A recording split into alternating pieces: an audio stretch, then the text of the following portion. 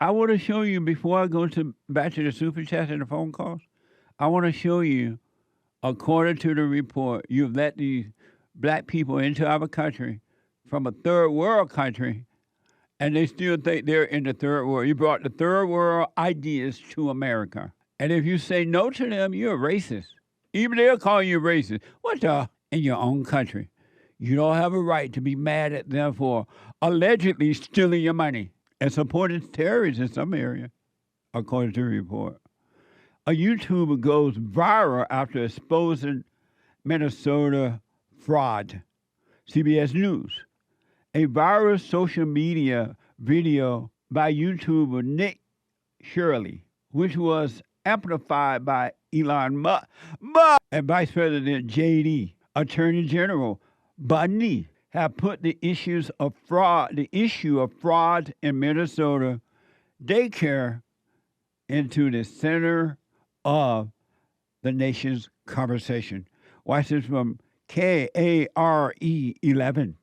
So this is Quality Learning Center. A misspelled sign and an apparent lack of anyone inside a licensed child care center in Minneapolis. Just one stop conservative YouTuber Nick Shirley made in a video viewed over 100 million times on X in an effort to expose fraud among Somali-run child care centers in Minnesota. You do realize that there's supposed to be 99 children right here at this building, but there's no one here. Tiki Brown is the commissioner of the new Minnesota Department of Children, Youth, and Families, which is responsible for paying federal child care assistance to daycares that file claims. And she's black. She says inspectors went out today to double check that children, in fact, are present. The Federal Department of Homeland Security also was checking those businesses in Minneapolis today. State data Shirley used in his video show those daycares receive millions in taxpayer money. There have been ongoing investigations with several of those centers. None of those investigations uncovered findings of fraud. Brown confirmed that the daycares in Shirley's video have active licenses with the state and continue receiving payments. The exception, one that closed years ago, and the misspelled Quality Learning Center, which Brown says permanently closed last week. So they may have a license, that doesn't mean that they have children. You still want the blacks running your country. What do you think black America will do with the Somalians? The Somalians are black too. What the? And probably think they'll do reparations. My country is gone. And why are we paying people to have daycare centers anyway? If you got your own business daycare, pay for your own stuff. What the? Charge the patients, the customers, and pay that. Pay with that. It's gone, folks. The Department of... That guy, Shirley, is an amazing reporter. He's like all over the place. He ain't scared to go in the hood. And he white, but he's like all over the place. He report the news. Well, he made the so-called Main Street news look pitiful. He made them look pitiful. He's like all over the place. Good for him. He go in places that only a white person would go. Because you know how white people are. They like go in the hood, they live in the hood and everything. The Department of Health and Human Service has cut off all federal child care payment to Minnesota. Watch this from Fox News. So now the $185 million a year that HHS provides the state for child care is on hold. And starting immediately, the agency says the rubber stamping of payments through its administration for children and families is over.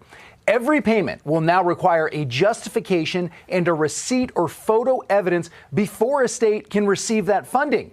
The ACF Assistant Secretary says the pause on funding is necessary until we know how rampant the fraud in the child care space really is. Any dollar stolen by fraudsters is stolen from those children.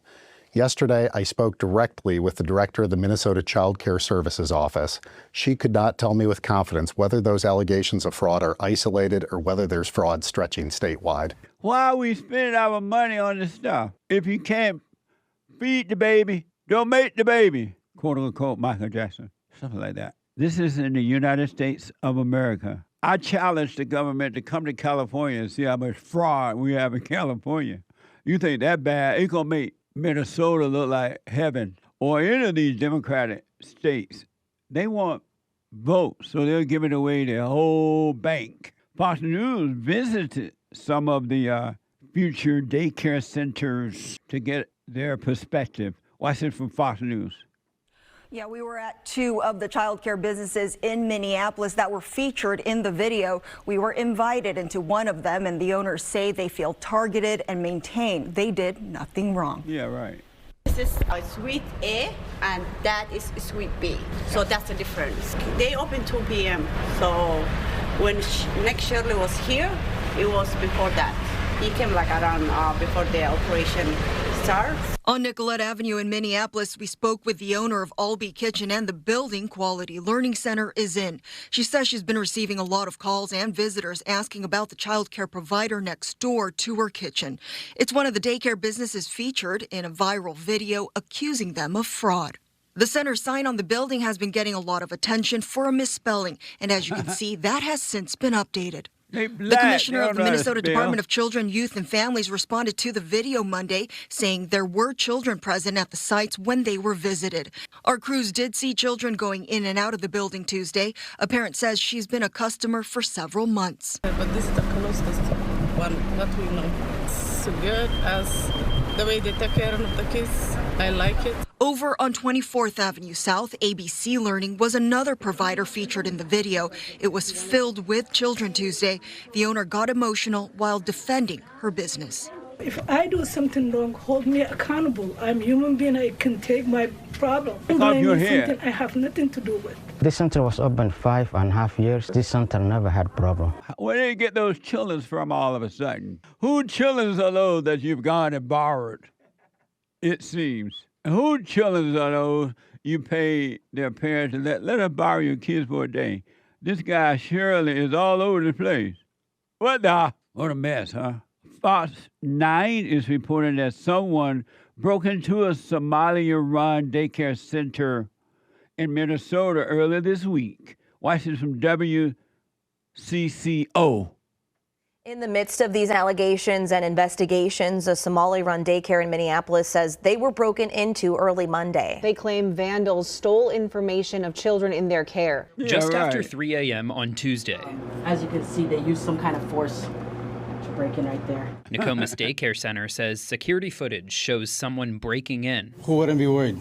So we are getting to the bottom of it. So this is the space that the daycare center says vandals were able to get into their building. Through this hole right here, that's a cinder block wall that has been breached. Behind us, there's a door that has saw markings, but it seems like vandals were unsuccessful in getting in that way.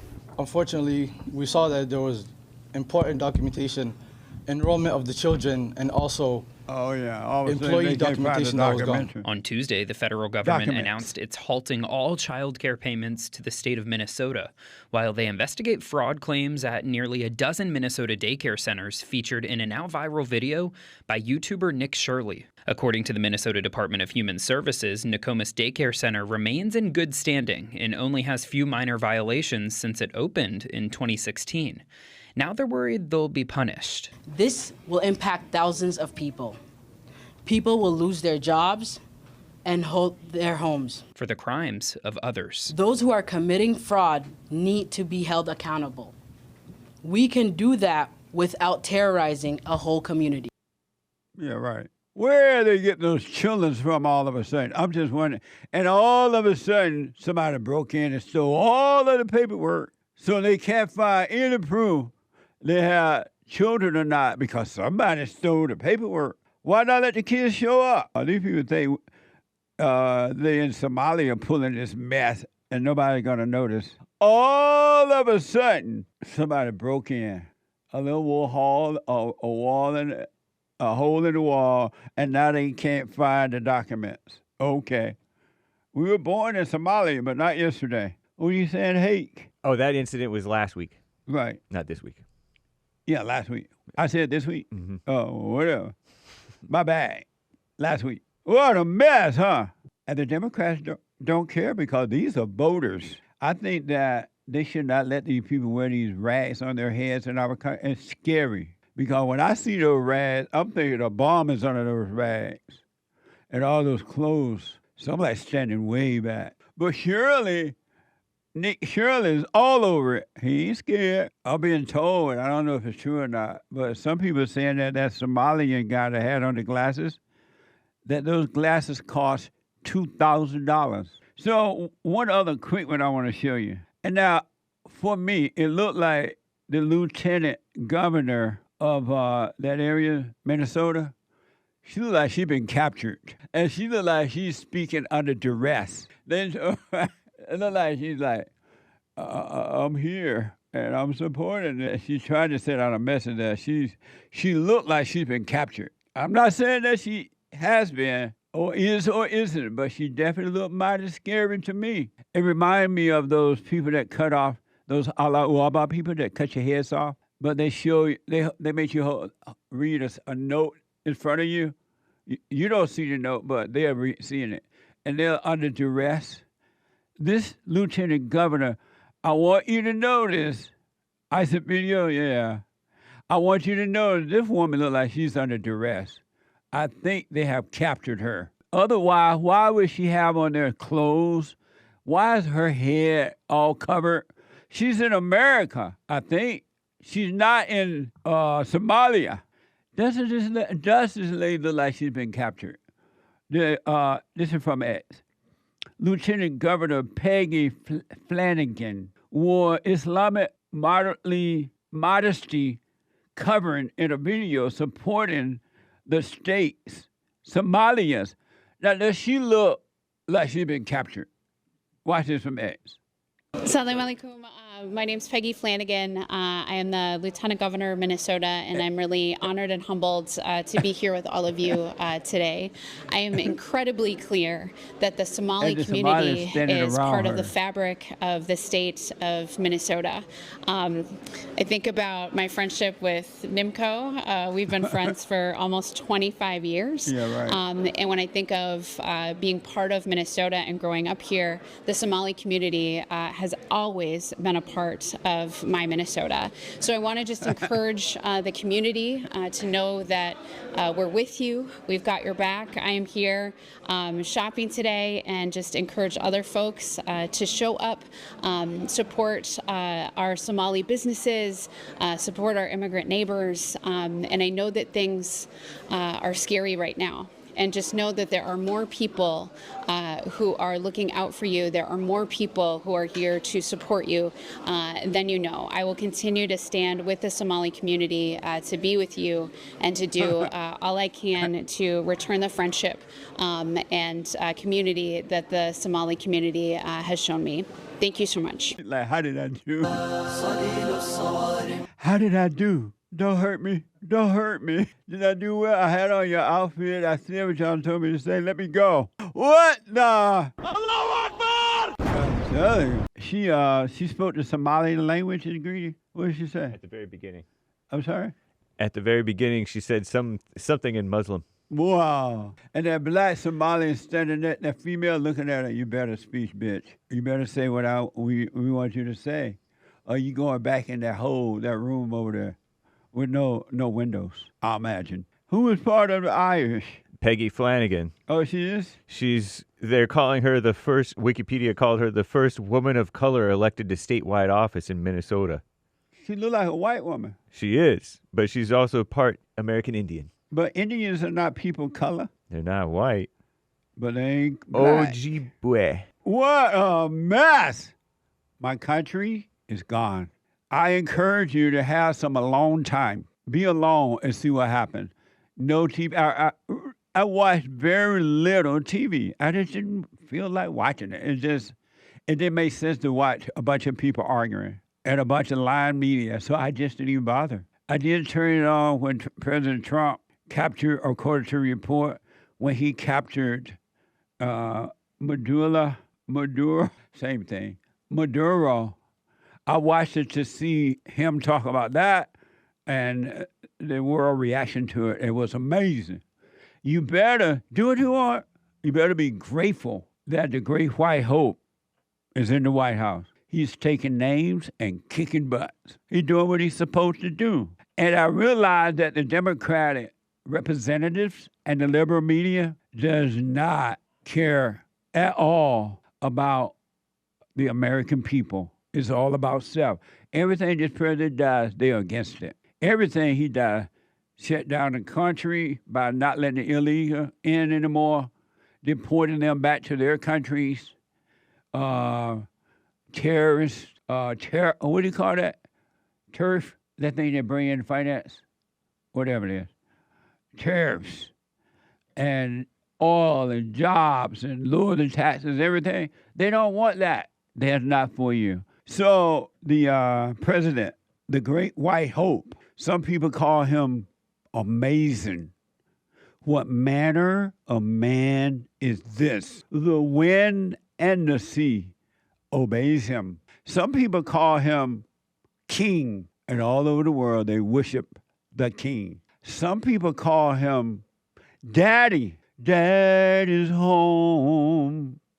Your dad is home to stay. Daddy is home. And I call him the great white hope, Donald Trump. So according to the report, he captured the so-called president of Venezuela on Saturday, according to the New York Times. He captured this guy on Saturday, and he's been transported. He, according to the report, his wife and one of their sons, been transported to the USA over there in New York for trial. They said that, according to the report, this man was trying to run into his vault and hide, but it took them, I think they said, less than 3 minutes to capture him.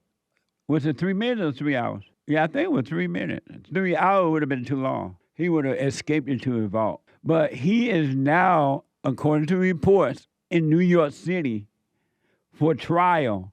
Watch this from CBS News. And I'm Chelsea Jones. Federal authorities say this is being handled like a bust of a drug kingpin. The couple will face a Manhattan judge on federal charges related to drug trafficking and narco-terrorism. The mission began with a green light from President Donald Trump. Strikes executed in Venezuela's capital of Caracas by U.S. Special Forces. After months of surveillance and practice, Nicolas Maduro and his wife were successfully captured within 2 hours of the Army's Delta Force touching down. Not a single American service member was killed, and not a single piece of American equipment was lost.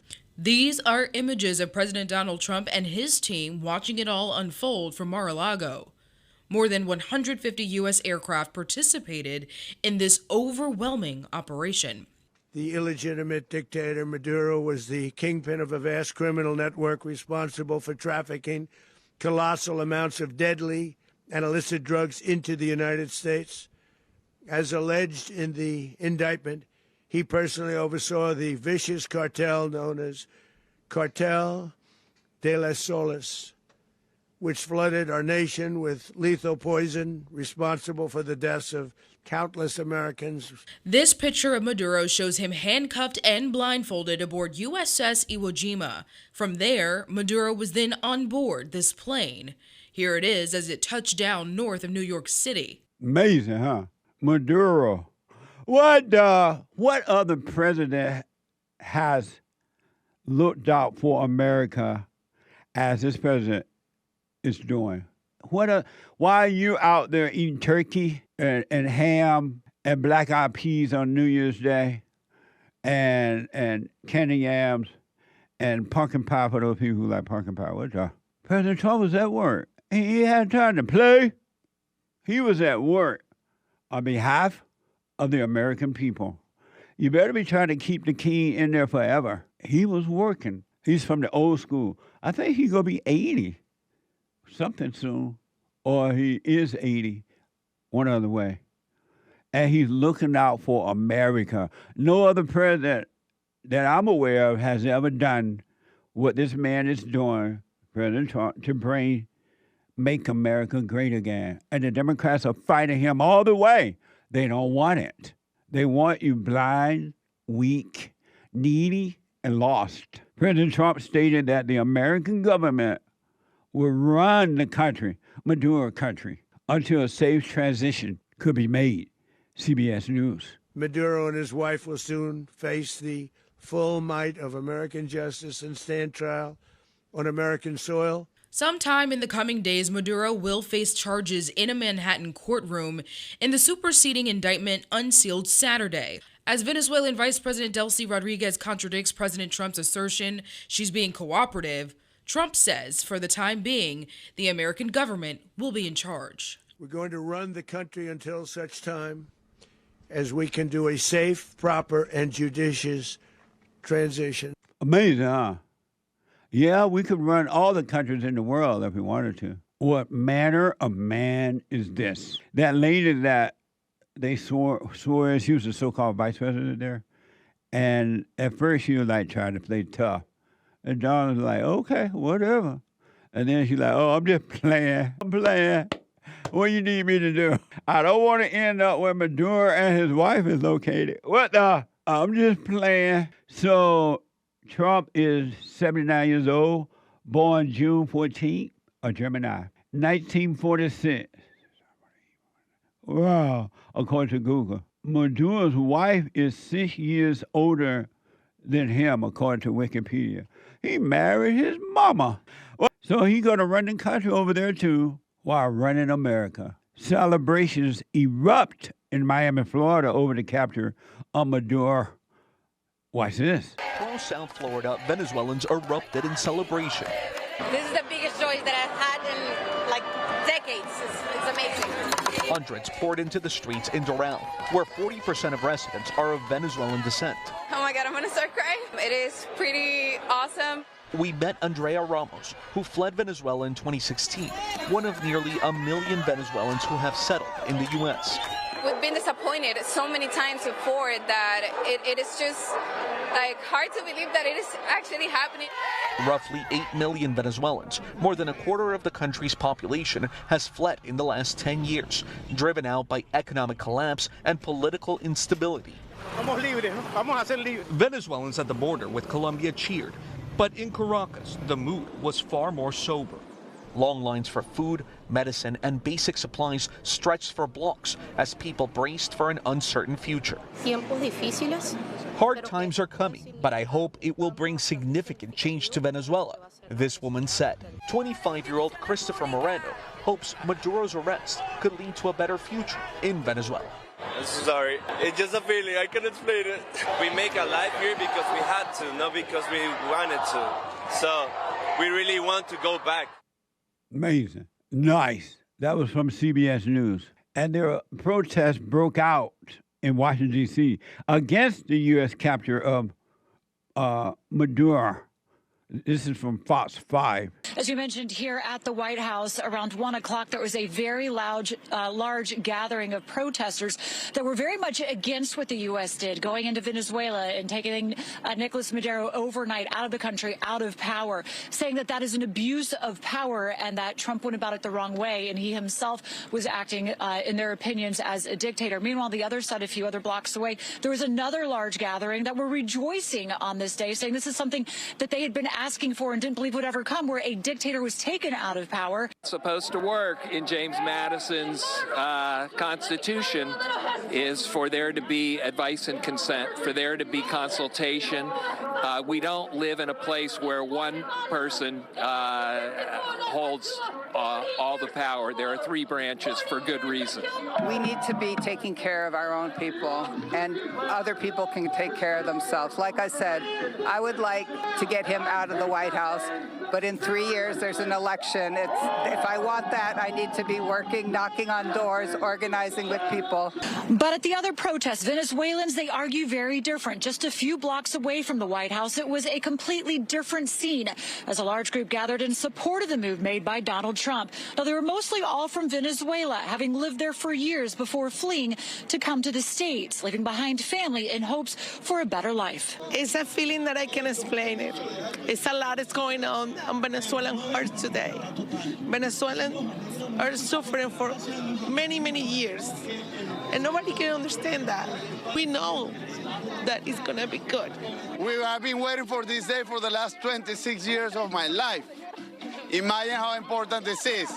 Without the support of the United States, we had never arrived to this place. We did everything. We fight with our heart. We lost our friends. They tortured our friends. They put in prison our families. I was a political prisoner, but this regime is a criminal regime. And only with the use of force is the only language that they understand.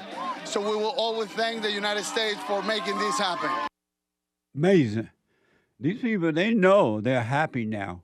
While the stupid Americans who have protested against it, they want drugs to be brought in. They want our enemies to come in and kill your children with drugs and all that mess. I wish the president well. I hope this turned out very well for him and for the country and for Venezuela. So the capital of Venezuela is Caracas. That's the capital. You heard some of the people mention that. A short answer to this question because of time. Are you afraid of being called racist? No. The Democrats control the white people by calling them a racist, No, and it's most ridiculous. white people are afraid, even though there's no such thing as racism. It's just a made-up word, right? Are you afraid of that because they're going to try to stop you using that? I just say what I think. I say what's Right right. on. It's common sense. It's practical. It's about what's my focus? It's helping working people, families, strengthen the family, make it easier to raise your family in California, to make it the best place to raise a family. So you won't back down when they use the word? Okay. No. All right. Remember you said that. I will. I'm going to remind you. You can hold me to it. I will. Yeah. I heard this story once, or this incident, however you want to call it, and I can't tell it the way I heard it, but I'll try. And it made, when I heard, I'm like, what the? It just made so much sense to me. And that might be because I'm black and slow. You know what I mean? I'm black and slow, so it just made sense to me. But if I was black and intelligent, I probably would not have made sense to me. But since I'm black and slow stuff makes sense to me. So I try to tell it for those who want to overcome. There was this young man, 30s, early 30s, late 20s, early 30s, mid-30s somewhere, and he had a buku amount of money. He had a lot of money, so he owned a real big mansion home. Don't mention it, but he owned a mansion. I mean, just a major home, upstairs, downstairs, and around stairs, but everything. And this guy, he would always have a bunch of parties at his home, his mansion. So he would invite all his friends over and others to come over and party and hang out and just make my home yours. And it was fun, and people came, the men and women came, and they partied, they had beer. Some of you brought beer case, like beer case. Is it called case or cask of beer? Yeah, keg. Keg of beer. I don't drink beer, so I remember I used to have parties like that, and the Mexican would bring all this beer over. I'm like, what the? But anyway, and he would just party. And these parties would go on, he would put them on weekly and monthly, weekly, all the time. It got to the point that some of his male and female friends were having so much fun, they would just stay over. But he had a big house, and it didn't bother him that they would stay over. He didn't mind. They were his friends. And for a while, they partied, and then all of a sudden, he noticed that things were missing, started to be missing in his home. He would look around, and he would see that, I used to have this beautiful chair right there. Where is it? It was gone. And then he would notice that out in his yard, some of the beautiful fruit trees and flowers and things would be gone. But he didn't see the people that were taking them away from him. He didn't see it. But he would just notice all of a sudden his stuff being taken away, stolen. And he was like, what the?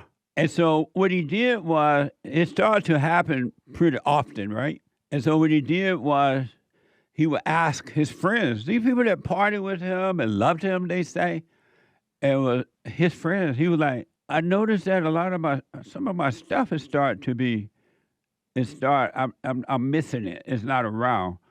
Have any of you all taken it? My furniture, parts of my little furniture has been taken away, and I had a nice chair over there. It's gone. I had some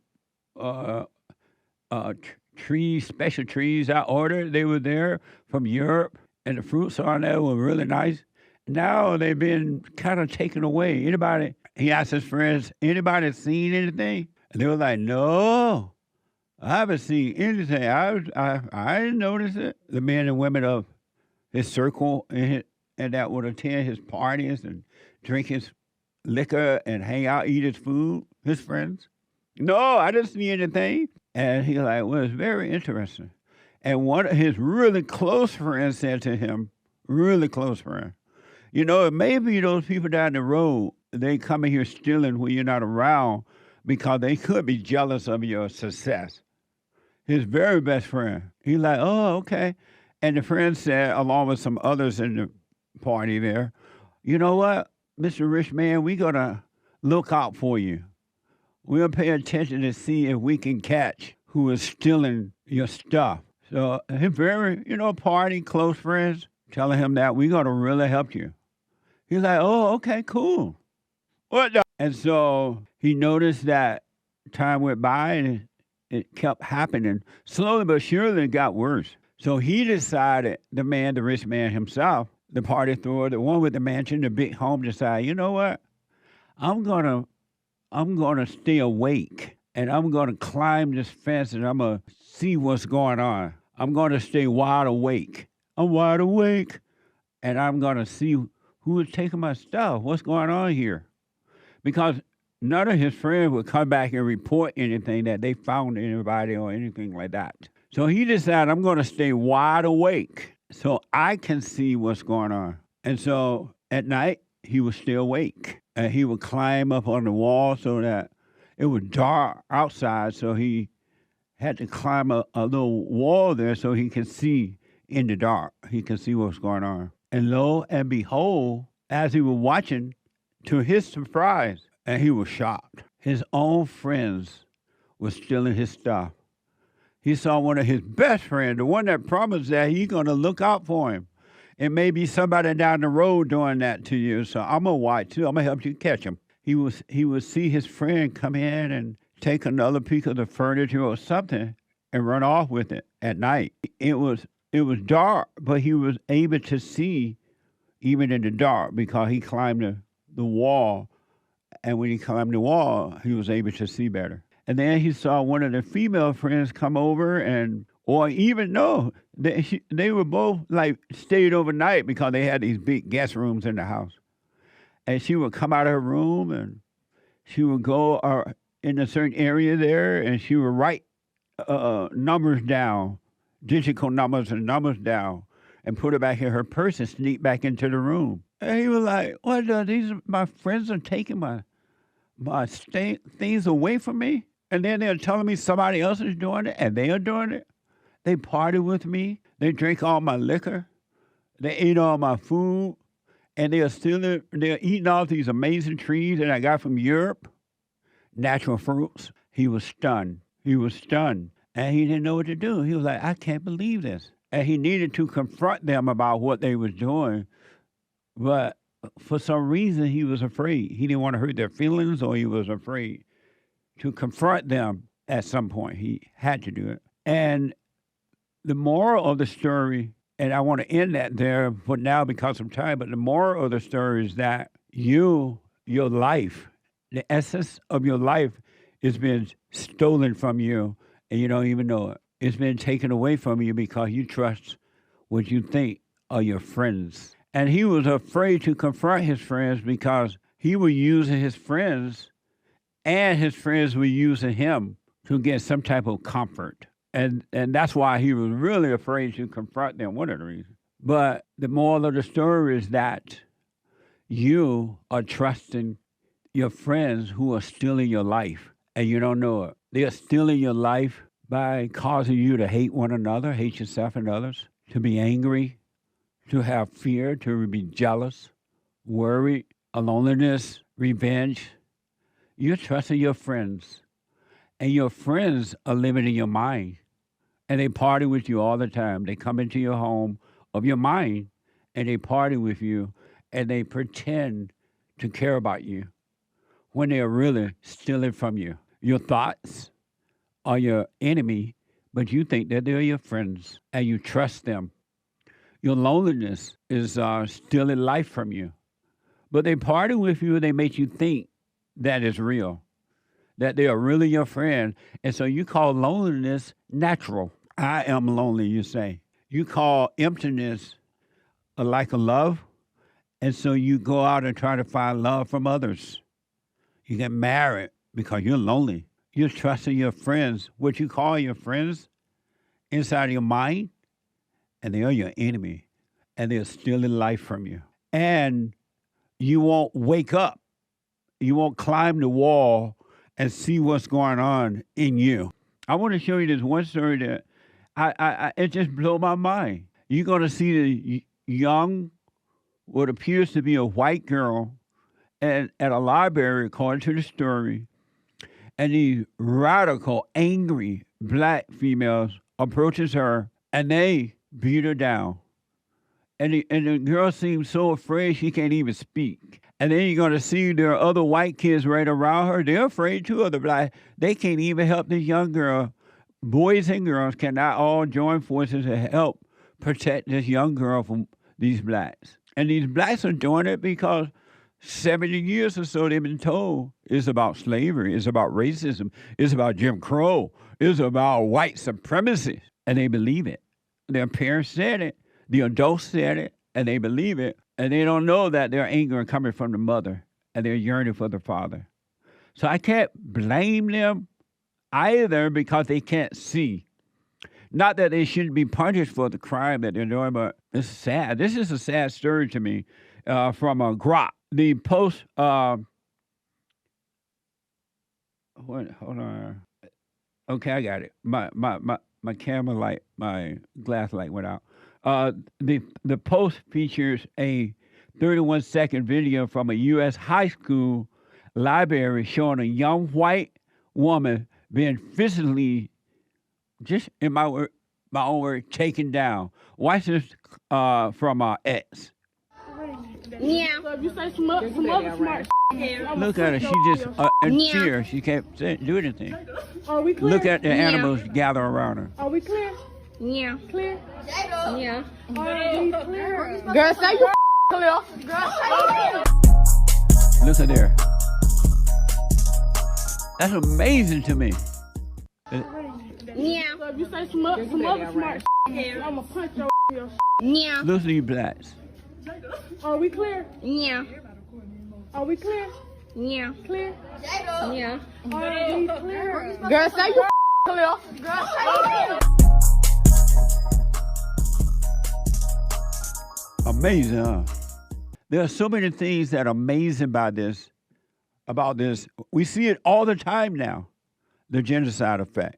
But, so, a couple of things. Do you know that when I was in high school, down in Sweet Home, Alabama, I never even saw a fight. And I only had one. That was like only lasting a minute because another guy that I would fight over a bat who was playing baseball.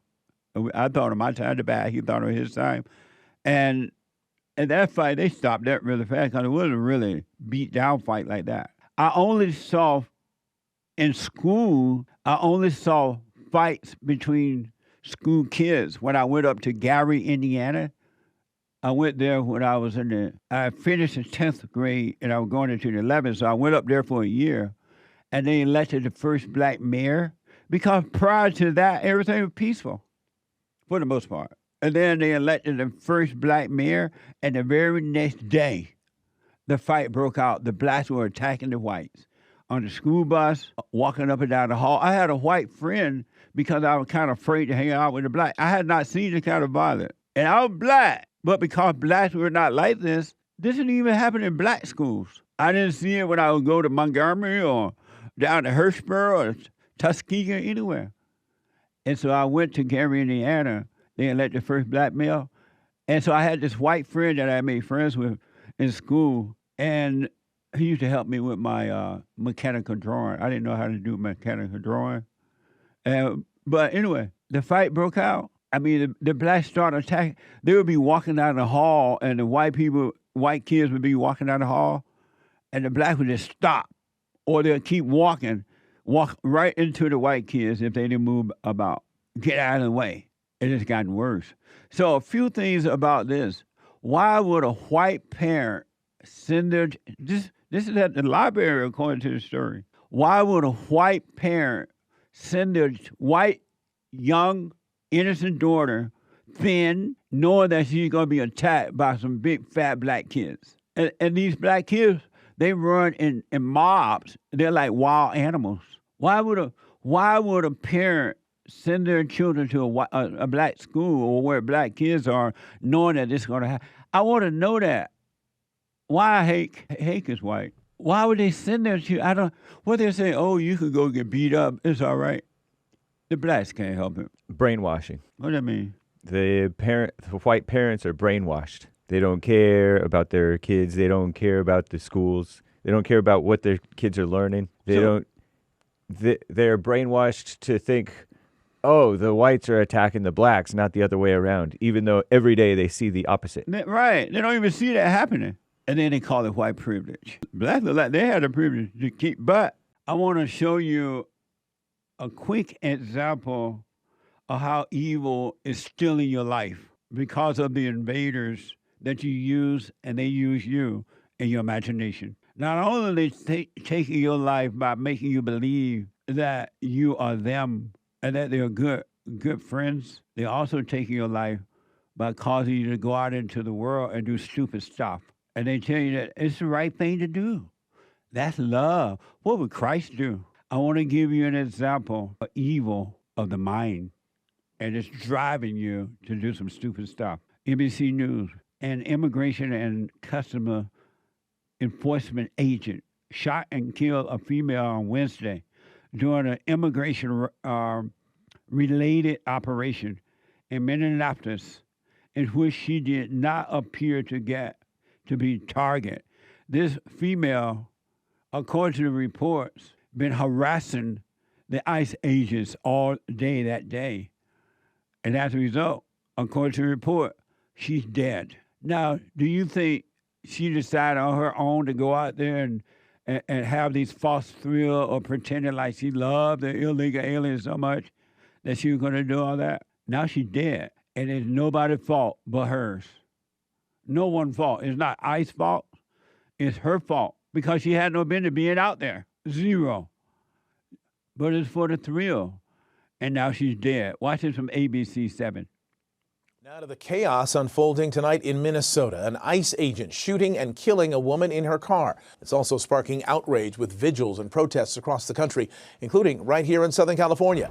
Eyewitness News reporter Abigail Velez is live in downtown LA, that's one place where angry demonstrators have taken to the streets. Abigail, what are they calling for tonight? Well, accountability, Mark. A lot of the protesters here at Placita Olvera tell me they want to see this ICE agent prosecuted to the fullest extent of the law. They also tell me that they're angry and they're hurt, and they want ICE operations here in Los Angeles to come to an end. No! No! Shame! Shame! Oh my God! What the? Disturbing witness video captures the moment a woman is shot inside her car during an ICE operation in Minneapolis Wednesday. An officer is seen firing at close range as bystanders scream in shock. You shot someone in the face! Another angle, slowed and zoomed, appears to show the driver with her arm out the window, waving ICE agents to go around her vehicle. Local leaders in Minneapolis say that video undercuts claims the driver was trying to hurt officers, with the mayor sending a blunt message tonight. To ICE, get the out of Minneapolis. The Department of Homeland Security, however, says the agent acted to protect himself. They were attempting to push out their vehicle, and a woman attacked them and those surrounding them and attempted to run them over and ram them. But again, the witness video showing the moments just before the shots has raised serious questions about that claim. Amazing. This woman is now dead because she allowed the devil to not only steal her life from within, and now he's stolen it physically. She dead, and it's nobody's fault but hers. Because had she not been out there in the way of the law, trying to do its job, she probably would still be alive and living in her misery, but be alive. But she let her friend, the devil, drive her out there and harass the people who are trying to enforce the law. And she brought this on herself. It ain't nobody's fault but hers and her friend, the devil. Really, all for ego reason. Isn't that amazing? She was serving no purpose, not for the good at all, being out there. She wasn't an ICE agent, so what was she doing in their business? This is from NBC News. Tom Winter break down key moments that investigators will likely be looking at from videos taken at different angles of the deadly ICE shooting. Watch this from NBC News. We want to now take a closer look at the videos we just saw of the shooting incident. And joining us now to highlight some key points investigators will be looking at is NBC's Tom Winter. He covers law enforcement for us. So, Tom, we're going to start the video here, and we're going to stop it pretty quickly because there's stuff we were learning from the get-go. Again, the police chief saying this vehicle was blocking the federal agents right there. That's right, Tom. And a big caveat, we don't know what happened before this, but they're definitely going to look at the fact this is an unmarked vehicle, but the lights are on. These are clearly members of law enforcement. So that's at least known to this driver. Let's play the video because something else happens right here. Those officers approach the vehicle. They try to open the door. Let's stop it here. How will this help the investigators?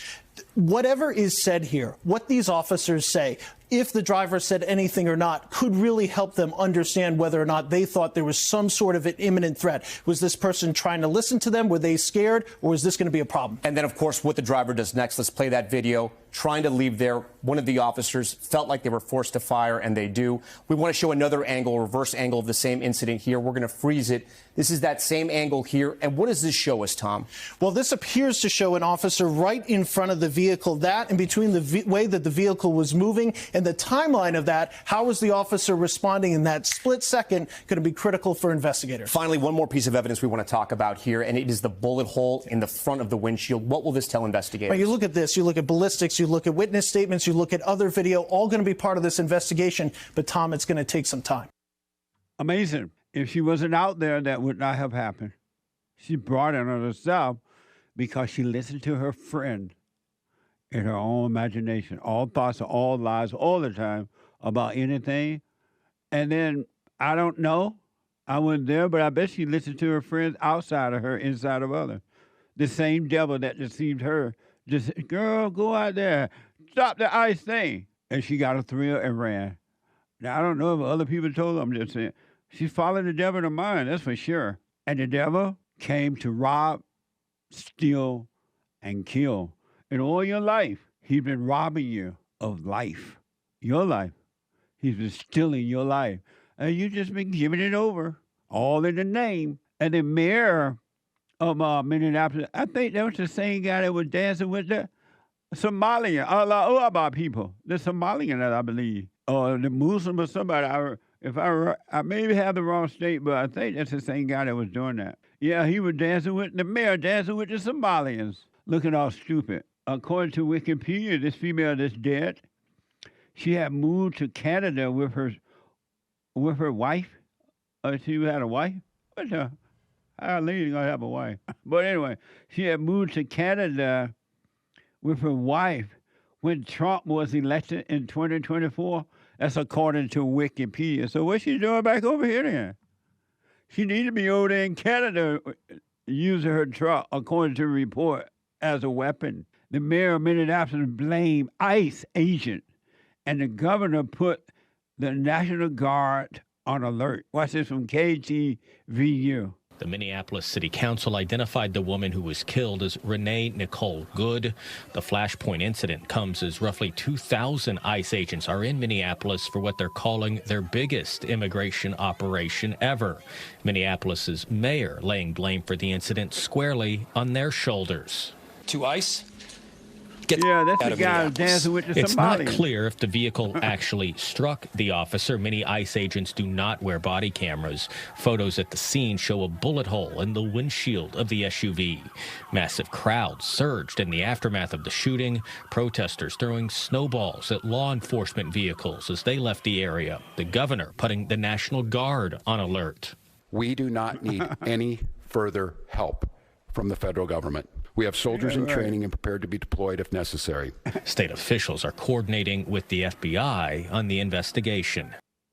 Amazing. And that's the same governor that allowed the riot to happen last summer or the summer before, how long ago that was. The so-called George Floyd back in 2020. Apparently this female had moved back to, you tell me she moved back to the Minneapolis, States? Yeah. To Minneapolis just recently. Amazing. And you see those demonstrators out there, it's all evil. It's not for the good. They have no business being out there at all. They don't even know what's driving them to make them go out there. They think those are their ideas. They don't know, first of all, they've been encouraged to do it, not only by their fake friends in their minds, their enemies, but by the politicians, Democratic politicians, and the media. These people have been pushing anger and destruction for a long time now, only to get back in office. That's the only reason they're doing it. And the people follow that. And now they're out there looking stupid. And you ask them, why are you here? They don't even know why. National Guard on the alert. What the? And now these are examples of evil, and thrills, which are evil, and emotions, which are evil. Nothing real about this. It's evil. This is hell on earth inside of human beings. These people have no business getting involved or in the way of ICE protecting the American citizens by sending the illegals back to wherever they came from. Well, they've been told to do it by the Democratic politicians and the liberal media. And they're out there because they've been told to go out there. And now the aftermath spilled into the streets with demonstrations breaking out near the shooting scene. Watch this from ABC 7. The aftermath spilled into the streets, with demonstrations breaking out near the shooting scene. In this video, a federal agent is seen firing a pepper ball directly into a man's face from less than a foot away. Nice. Whoa! As tensions grew, so did demonstrations, including here in Los Angeles, where people, even families, came together to protest and mourn. People are just devastated, and they see that this is not the first time ISIS killed someone, and it's not looking to be the last time unless people stand up and organize. This protester holding a candle with the face of the victim. She has been identified as Renee Nicole Good, a 37-year-old mother. According to the Minnesota Star Tribune, Good was shot just a few blocks away from her home and leaves behind a 6-year-old child. As hundreds chanted her name at a vigil in Minneapolis, her memory traveling far beyond the block where she died. The impunity with which this administration is coming after people that are living earnestly and honestly in their communities is really scary. Illegal aliens become openly and honest in their community. They broke the law. They're dishonest right there. What the? And this female had a 6-year-old child, they say? The heifer should have been at home raising her child. She out there trying to act like she cares more about the illegal aliens than she does her own child. Now she dead. She dead. It ain't nobody's fault but hers, because she listened to her fake friends in her head. According to Wikipedia, her husband, the child of the father of the child, died, according to Wikipedia. So now the child don't have any parents. And this heifer needs to be at home. If she had been at home, she'd probably be alive today and watching over that child in the right way. No. And she needed a thrill. The thrill is gone away from me. She's now dead. What a mess. So I have a question, and whoever want to jump in first can and respond to this question. And I was thinking about it because this week in counseling, I nearly heard it almost every day in counseling. And I want to comment on it. But first, and I've heard this all of my life, but I have not heard it being explained what it meant. So have you guys heard the phrase, "He who endures to the end shall be saved"? Anybody ever heard that? Yeah. Yep. Okay. What does it mean? Let's do it with you first, Hank. That means all of your life. All you must my endure. life. What? You must endure. Endure what? You Trial, looking at AI? Trial, temptation. I wanted the exact. He looking at I wanted AI. the scripture. I wanted. It's Okay. Matthew 24:13. Okay. Trials of many kinds. Okay. You seem uncertain. Next. What does it mean there? You've heard it before, right? Yeah, I've heard it before. Yeah. What does it mean? He that keeps the faith, and by keeping the faith, doing the work that's been called upon us, praying every day, repenting, and doing the best. In fact, rejecting the devil, I'd say, to the best of our ability, while leaning on God, basically. And that is something that we must do every day. We can't stop. And we have to endure that for the rest of our life. For the rest of our lives. Okay. We have to suffer until the end. And when you say to keep the faith, how do you keep a faith? You keep the faith by looking at what Jesus taught while he was here. And you do what he says to do, to love others, to pray, and there are a lot of other things, but respect who watches over you, which will be your bishop, is what I'm learning. Okay. So, yeah. What does that mean, hey, Anchor Baby? He who endures to the end shall be saved. I gotta say, I mean, I've heard it growing up. I think it's like a Christian thing, no? Yeah. So I definitely heard it. It's not Catholic for It's sure. one of Catholics say enduring. You're starting to fight. You know, growing up, I think I might have thought about it a bit growing up. I think I used to think enduring was just like taking like a bad situation and stuff like that. Physically enduring, like in a run or something. You know, I think about it maybe a little differently now. But I guess endure all things that need to be endured. You know how like you don't want to do certain things? It might be different for everybody. That's what I think to endure. What it is? What is it that I have to endure? Here's the easy answer: endure all things that need to be endured. Cop out, right? You'll know it when you feel it. But what does it mean? Thank you, Anchor Baby. Kurt. To endure all things. He who endures to the end shall be saved. What does that mean? You've heard of that growing up, right? Not really growing up, not more till recently, till I started on my own journey. Well, okay. But I think it means you got to go through hell to get to heaven. You have to endure hell, and on the other side is heaven. Okay, that's it? Yeah. Okay, amazing. What I realized deeply that it means, and to add to what you guys have said, this week I counseled with several guys who had made children with either their wives or out-of-wedlock children. And these guys, eventually the woman break up with them or they break up with her, and she tried to take the children, go to court and blah, blah, blah, and all that kind of stuff. And then she would sometimes move away, either from the state or just from the guy, and to keep the children away from him. And what I noticed is that the guys, because they really want to be with their children really bad, they would sometimes move away from one state to wherever she moved. And then I noticed that they cater to the woman. They try to do everything they can to please her in hopes that she would let him see his children. I mean, some of the stuff that they do for these women in hopes that she would let them see their children, and then the woman still won't do it. And if she doesn't, she wants to be supervised, him to be supervised. She put on all these restrictions on him. He moved to the state. He, in some cases, get rid of his own home to move away and then still catch hell. What would you suggest that a guy do in that situation? Because he really wants to see his children. What would you suggest if you were walking down the road and some guy said, you know what, Darren, I'm moving away to my baby mama, the mother to my children, moved away, and now I'm going to move to there too because I really want to see my children. What would you suggest? Well, first, I definitely tell him not to go around America following this woman. I would tell him to stop chasing her and start looking within yourself, start really seeking God.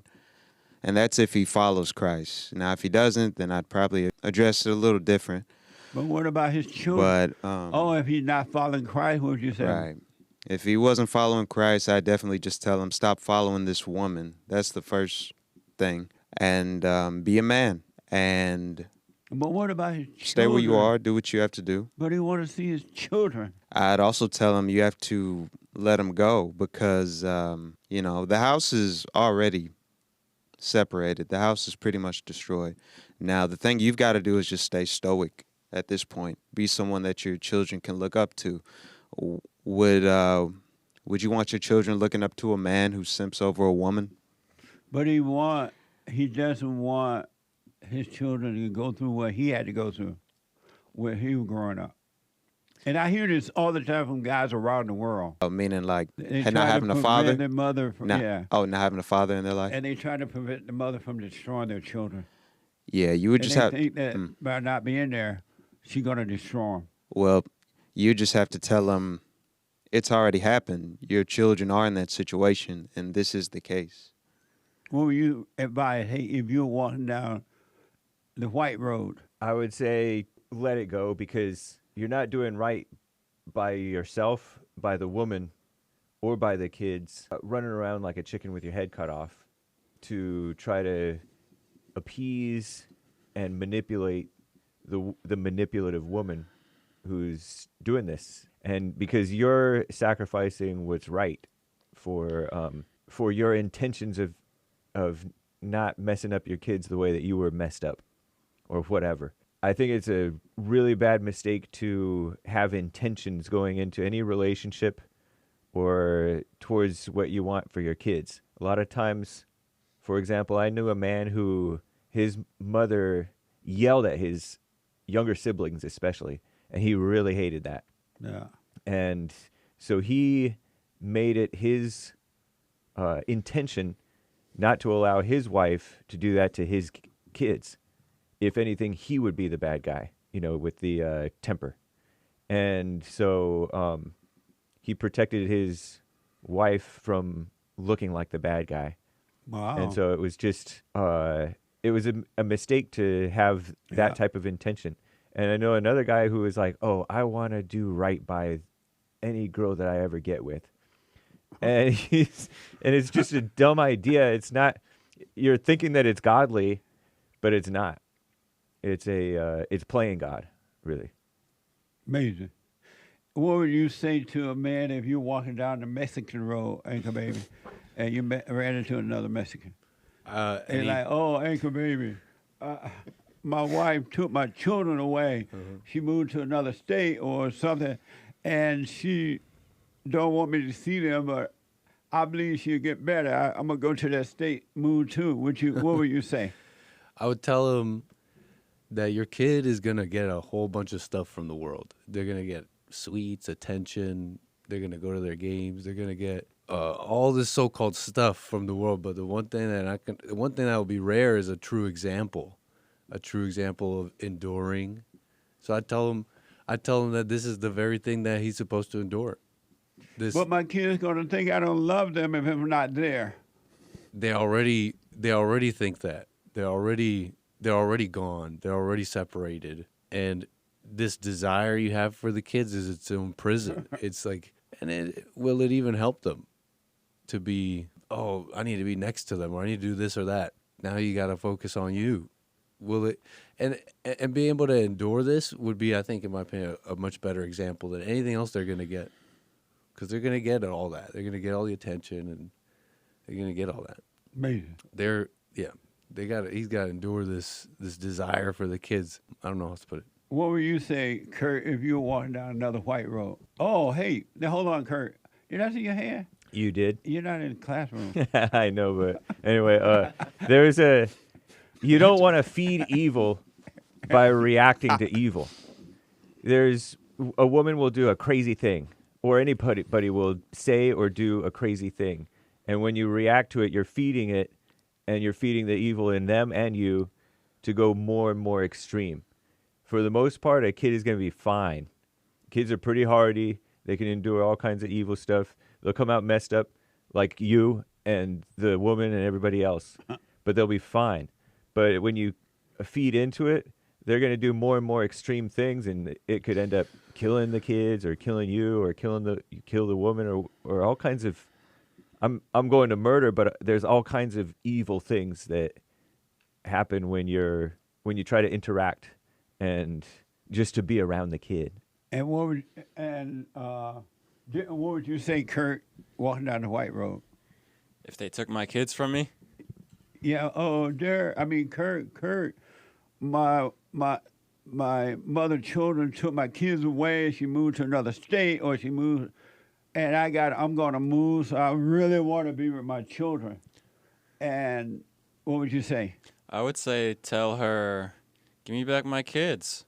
What's wrong with you? Give me my kids back. And if she's like, no, and she steals them, if she's really, hard on it, she steals them from you and she goes to another state, I mean, you can't hunt her down forever for your kids. So and you're just, it's a whole big mess. So at that point, you know, you kind of have to let them go.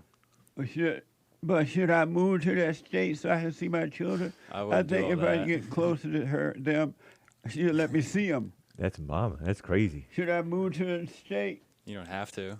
Should I? Hey, no chewing gum on Mike. Oh, he's like, who's chewing gum? Doxed. Are you chewing gum? Yeah. I forgot to take it out. You look like earlier. a cow. Did your English teacher tell you don't chew? Well, looking like a cow is not as bad But I as did sounding like a anyways. cow on real close to the mic. But then your teacher tell you not to chew gum in public. Yeah, but I did anyways.